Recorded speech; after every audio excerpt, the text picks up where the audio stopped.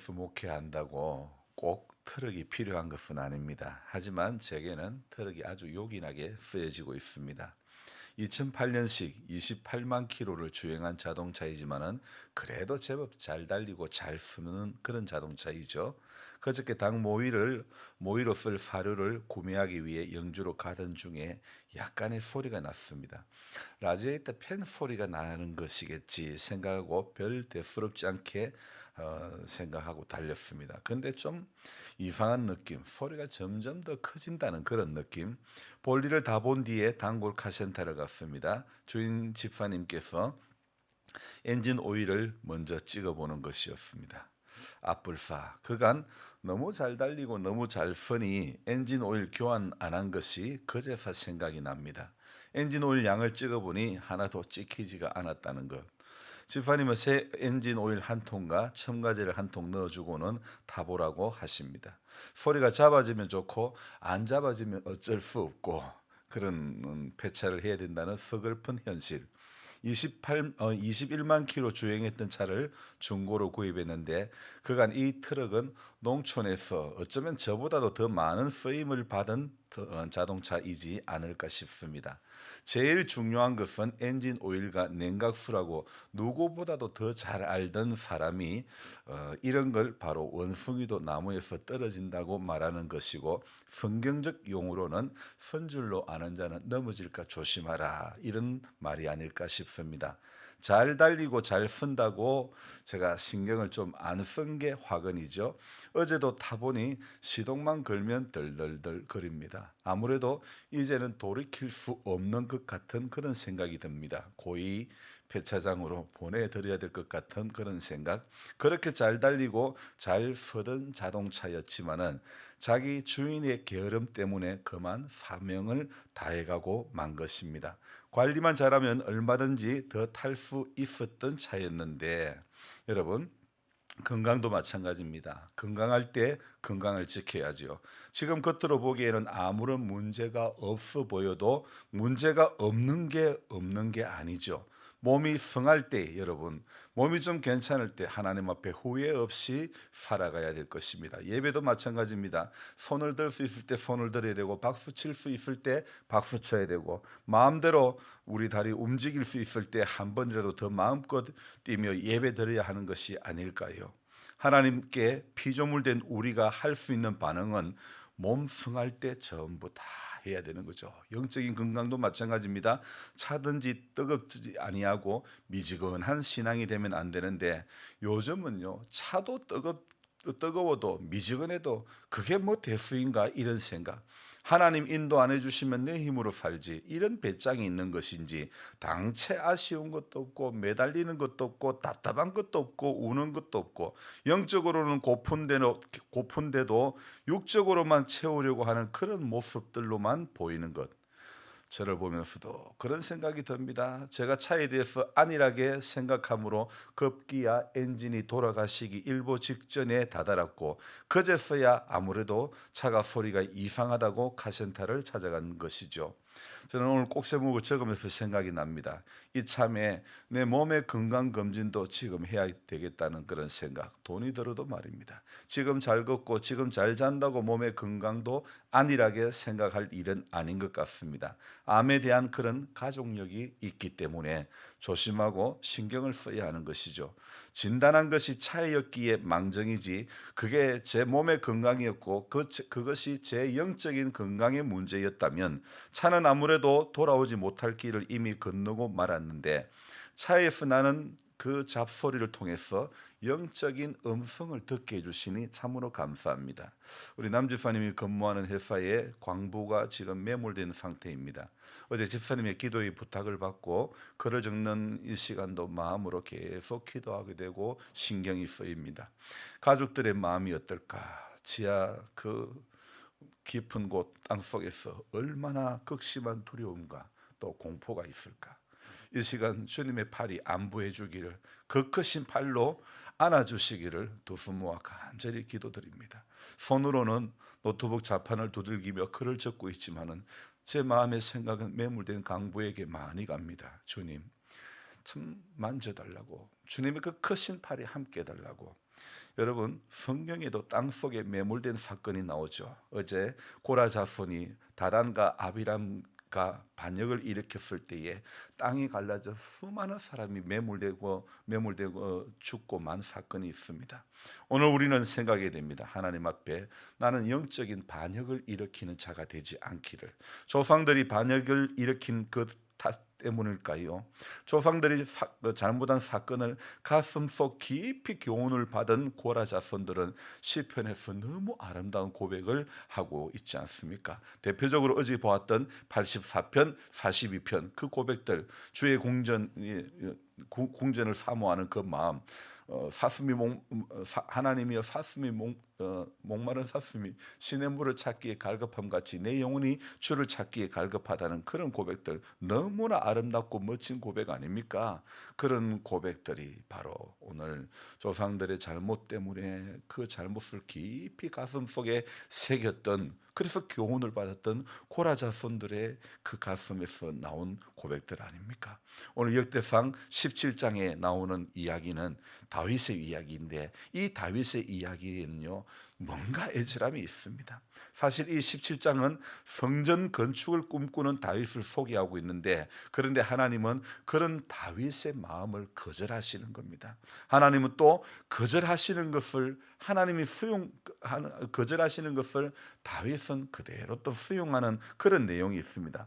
겉으로는 수용을 하였지만은 마음 한켠에는 인간인지라 왜 서운한 마음이 들지 않았겠습니까? 자신이 거주하는 백향목궁에 지내면서 내내 마음이 편하지 못한 것입니다. 그것은 하나님에 대한 생각으로 그의 마음에 불편한 진실이 있기 때문이죠. 여호와의 계가 휘장 아래에 있기 때문에 그의 마음이 편하지 못한 겁니다. 쉽게 말씀드리면 나는 잘 지은 2층짜리 새 집에 살고 있는데 하나님의 계에는 다 쓰러져가는 농가 주택에 머물고 있다는 그런 비유를 들면 이런 것입니다. 이런 자신의 마음을 나단에게 전하였고, 나단은 또 이렇게 말합니다. 왕의 뜻대로 하십시오, 이렇게 권합니다. 하지만 하나님께서는 다윗의 청혼을 거절하시고 하나님의 방법을 제시하면서 다윗의 집을 축복하는 그 이야기로 마무리되고 있습니다.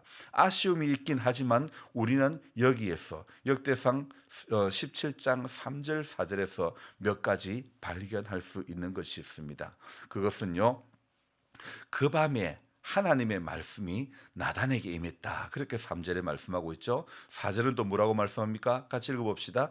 가서 내 종 다윗에게 말하기를 여호와의 말씀이 너는 내가 거할 집을 건축하지 말라.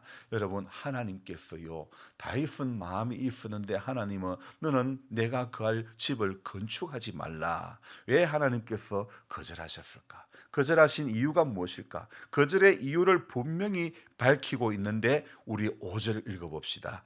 내가 이스라엘을 애굽에서 올라오게 한 날부터 오늘까지 집에 있지 아니하고 오직 이 장막과 저 장막에 있으며 이 성막과 저 성막에 있었나니. 아멘. 6절도 한번 더 읽습니다. 이스라엘 무리와 더불어 가는 모든 곳에서 내가 내 백성을 먹이라고 명령한 이스라엘 어느 사사에게 내가 말하기를 너희가 어찌하여 내 백향목 집을 건축하지 아니하였느냐고 말하였느냐 하고. 자, 여러분, 오늘 이 5절과 6절 거절하신 이유가 뭡니까? 내가 이스라엘 애굽에서 올라오게 한 날부터 오늘까지 나는 집에 있지 아니하고 오직 이 장막과 저 장막에 있으며 이 성막과 저 성막에 있었다고. 여러분, 이 말이 무엇입니까? 여러분, 자, 이제 중요한 이야기입니다. 인간이 백향목궁에 거한다고 하나님도 백향목궁에, 하나님께서도요 인간처럼 육신을 가지신 것처럼 하나님께서도 백향목궁, 하나님께서도 황금궁에 거해야 된다는 생각은 오산이라는 것입니다. 하나님은 육신의 생각으로 섬기는 분이 아니라는 것을 우리에게 말씀해 주고 있는 것입니다. 그리고 다윗이 멋진 집을 지어 하나님을 섬기는 것이 아니라 하나님이 다윗을 섬기는 겁니다. 다윗이 하나님의 집을 짓는 것이 아니라 하나님께서 다윗의 집을 지어 주시는 겁니다. 10절 끝부분 한번 볼까요? 10절 끝부분. 자, 여호와가 너를 위하여 한 왕조를 세울지라. 14절 앞부분요. 내가 영원히 그를 내 집과 내 나라에 세우리니. 여러분, 오늘 이 10절 끝부분과 14절 앞에 보면 하나님께서 다윗을 위해서 집을 세워 가시는 그 장면이 나오고 있죠. 여러분, 우리네 인생들이 하나님을 위해 뭔가 대단하게 하는 것 같아도 사실 제사상에 차려진 음식에 불과한 겁니다. 이 비유가 이렇게 제사상에 차려진 음식에 불과하다고 했는데, 왜 제가 이 비유를 하냐면, 제사상에 차려진 음식을 누가 먹습니까? 돌아가신 조상이 먹습니까? 산 사람이 먹습니까? 그건 뭐 말씀 안 드려도 뻔히 아는 사실 아닙니까? 그 음식을 먹는 사람들은 전부 산 사람이 먹는 거죠. 우리가 하나님 앞에도 마찬가지입니다. 대단들을 떨지만은 사실은 그것은 전부 자신들이 누리는 영광에 불과한 것입니다. 그런 의미에서 도시에 화려하게 건축된 그 어떤 교회들보다도 지금은 건축 자금에 여유가 없어 아직도 리모델링 가운데 있는 우리 교회가 저는 더 감사합니다. 이루어져서 감사한 것도 있겠지만은 아직도 이루어지지 않은 것에 더 감사할 수 있는 것도 이런 것의 감사한 마음이 아닐까요? 하나님께서 다윗에게 성전을 건축하는 것을 거절하신 것은 겉으로는요 아쉬운 일이긴 하지만 우리 하나님께서는요 이 거절로 미래의 비전을 보여주시는 겁니다. 자, 그 미래의 비전이 무엇이냐? 11절부터 14절에 하나님께서 말씀하시는 건요, 이 다윗에게 약속하시는 미래의 비전이 무엇입니까? 11절 봅시다. 내 생명의 연한이 차서 내가 조상들에게로 돌아가면 내가 내 뒤에 내 씨 곧 내 아들 중 하나를 세우고 그 나라를 견고하게 하리니 그는 나를 위하여 집을 건축할 것이요 나는 그의 왕위를 영원히 견고하게 하리라. 나는 그의 아버지가 되고 그는 나의 아들이 되리니 나의 인자를 그에게서 빼앗지 아니하기를 내가 내 전에 있던 자에게서 빼앗음과 같이 하지 아니할 것이며 내가 영원히 그를 내 집과 내 나라에 세우리니 그의 왕위가 영원히 견고하리라 하셨다 하라. 자, 여러분, 오늘 11절부터 14절에서 하시는 말씀이 무엇입니까? 다윗의 후손을 통해서 영원히 견고한 나라가 이루어질 것이고, 우리는 그것을 우리는 생각할 때 다윗의 후손 한 아들을 세워가지고 이렇게 나라를 견고하게 하겠다. 네 아들 중 하나를 세우고 그 나라를 견고하게 하겠다. 여러분, 누굽니까? 자, 우리 표면적으로는 전부 다 솔로몬이라고 그것을 부인할 수 있는 사람은 아무도 없을 것입니다. 우리는 그것을 바로 솔로몬에 의해서 완성되었다, 그렇게 지금까지 이해해왔지만은요, 중요한 겁니다. 사실 하나님의 계획은 솔로몬에 의해서 되어지는 것이 아니라 바로 예수 그리스도를 통해서 이루어지는 사실이라는 겁니다. 하나님의 거절은요, 그 거절도 특별한 은혜가 되는 것입니다. 여러분, 바울에게 거절이 있었기 때문에 그의 사역이 귀하고 귀한 것이 아니었습니까? 하나님의 거절에는 우리의 방법보다 하나님의 방법이 훨씬 더 유익하기 때문에 거절하신 것이고, 또 하나님께서 거절하신 것은 내 삶 가운데 유익이 되지 않고 그것으로 인해서 하나님과의 관계가 멀어질 수가 있기 때문에 하나님이 거절할 수 있다는 거죠. 우리 대부분의 성도님들은 자신들이 원하는 방식으로 하나님이 응답해 주시기를 바라지만은요, 하나님의 시각으로 보면 은혜가 되지 않은 것이 하나도 없습니다. 하나님의 시각에서 보면 전부 거절도 은혜라는 겁니다. 하나님의 시각에서 보면 주신 것도 은혜고 내가 못 받은 것도 은혜가 되는 겁니다. 건강한 것도 은혜지만 건강치 못한 것도 은혜가 되는 것입니다. 안 아픈 것도 은혜지만 아픈 것도 은혜가 되는 것입니다. 그래서 오늘 우리가 알아야 될 것은 세상 모든 일이 내 방법대로 이루어지는 것이 행복이 아닙니다. 하나님의 계획대로 되어지는 것이 그것이 행복이라는 것. 여러분, 오늘 내 방식대로 되어지면 겉으로는 행복하다고 말할 수 있을지언정 정말 비참해지고 불행해질 수밖에 없습니다. 그래 되면 분명히 우리는 전부 자기의 이기심이 이끄는 대로 흘러갈 것이 뻔하기 때문입니다. 그래서 오늘도 성도에게는 가시도 감사할 수 있는 이유가 바로 이것이고, 거절도 감사할 수밖에 없는 이유가 바로 이것이라는 사실을 오늘 저와 여러분들이 알아야 되는 것입니다. 그래서 오늘도 이 하루를 살아가는 가운데서도 우리가 무시로 깨어서 기도해야 될 제목은, 하나님 오늘도 내 뜻대로 되지 말게 해주시고 하나님의 뜻대로 되기를 원합니다. 하나님의 방법대로 되어지는 내 남은 인생이 되어지기를 소망합니다. 그러면서 하나님의 계획대로 되어지는 것이 내 인생의 행복임을 내가 깨닫게 해주십시오. 그렇게 기도하면서 이 하루를 살아가시기를 주님의 이름으로 부탁드립니다. 기도하겠습니다. 하나님 아버지, 우리는 지금까지 인생을 살아오면서 전부 내 위주, 내 방식, 내 이기심, 내 짧은 소견에 붙들려 살 때가 얼마나 많았는지 모릅니다. 주님, 우리를 불쌍히 여겨주시고 다윗과 같은 성군이었지만은 그러나 그에게도 실수가 있었고 그에게도 부끄러운 것이 있었고, 그렇지만 그에게 하나님 특별한 은혜를 주시고 그가 하나님을 위해서 성전을 건축하려고 했지만은 그러나 하나님은 거절하셨습니다. 우리 하나님 편에서는 거절도 인간에게 은혜가 되는 것. 솔로몬을 통해서 그 성전이 겉으로는 완성이 되지만은 그러나 우리 하나님의 계획은 솔로몬이 아니라 예수 그리스도를 십자가에 달리게 하심으로 말미암아 오고 오는 모든 인류의 죄악을 담당해 주시고 하나님이 계획했던 그 모든 계획들을 예수 그리스도를 통해서 이루어 가게 하시니 감사드립니다. 하나님 아버지, 오늘도 그래서 오늘도 우리 삶의 모든 주관자는 예수가 되기를 원합니다. 내가 대장되었던 것 내려놓고 예수님이 대장되어 주시고, 예수님이 오늘도 내 고집을 꺾어주시고 내 생각을 꺾어주시고 내 경험을 꺾어주시고 내 계획을 꺾어주시고, 예수님, 우리 예수님을 보내신 하나님의 그 계획이 예수님을 통해서 우리 가운데 이루어지는 은혜가 있게 하여 주시옵소서. 하나님 아버지, 차가운 땅 속에 매몰되어 있는 광부들이 있습니다. 주님 불쌍히 여겨주시고 주님 은혜를 베풀어 주시고 길을 열어주시기를 원합니다. 가족들의 안타까워하는 마음들, 또 회사 관계자의 마음들이 얼마나 염려와 걱정이 많겠습니까?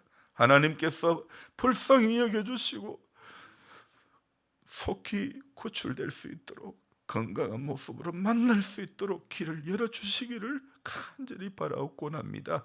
하나님 아버지, 적당한 산소가 공급이 되어지게 해주시고 목마르지 않게 하시고 갈증을 해결해 주시고 우리 주님 도움의 손길들이 뻗쳐질 때까지 그 생명을 보존하여 주시기를 간절히 바라고 원합니다.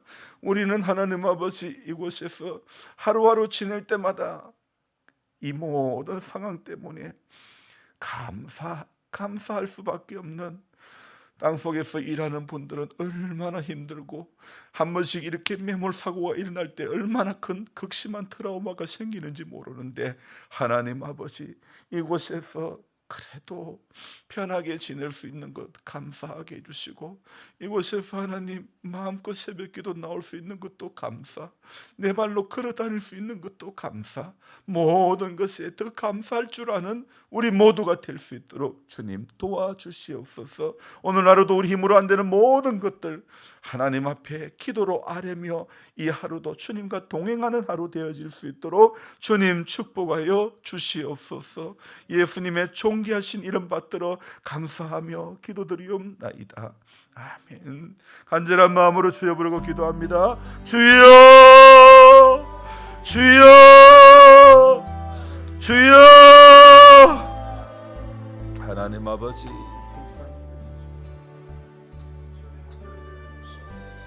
주님의 선한 손길이 함께 해주시기를 원합니다.